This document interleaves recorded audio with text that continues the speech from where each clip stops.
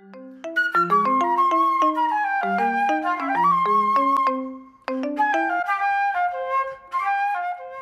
Edie Lush, and I'm here in the Hub Culture Pavilion in the Maya Riviera. Really pleased to be joined by Bert Turner, Senior Vice President for Sales and Marketing at DigitalGlobe. Now tell me about some of the work you've been doing in Nepal. Yeah, so over the last few weeks since the earthquakes, we've been very active in taking imagery of the affected areas, posting that out onto the internet and allowing first responders to get access to that so they can see firsthand what has happened in the region in terms of road networks being down, where relief is, where helicopter landing pads might be to drop off supplies. So literally every day, imaging that area, using a crowd, which we have a very large crowd that's actually helping to tag all the infrastructure changes. That's incredible. So who's in this crowd? So we have people that just want to volunteer, that want to make a difference. So they are, some of them are geospatial experts, some of them are just regular people that want to contribute. Right, and so they're using your satellite imagery. And for example, I remember one of the things, it was a real issue at the beginning of the crisis, was the relief wasn't getting to some of the areas further up in the mountains. So how did your imagery help that?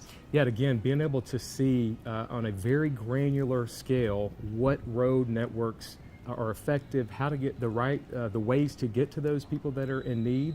And it's an authoritative source, and the imagery is highly accurate to a very small tolerance, so people really know that when this spot says that a road is down, it really is in that exact area.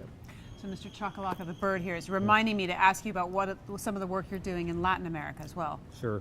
So we help various countries, obviously a lot of work here in Mexico and Brazil and Colombia, everything from environmental impact, being able to help the governments to see what's happened to various watershed analysis in terms of water sources over the last 15 years. We have an archive of the surface of the earth of all of Latin America over the last 15 years, so they can look and see how do they make changes in terms of getting access to water and what has happened to the watershed in the region.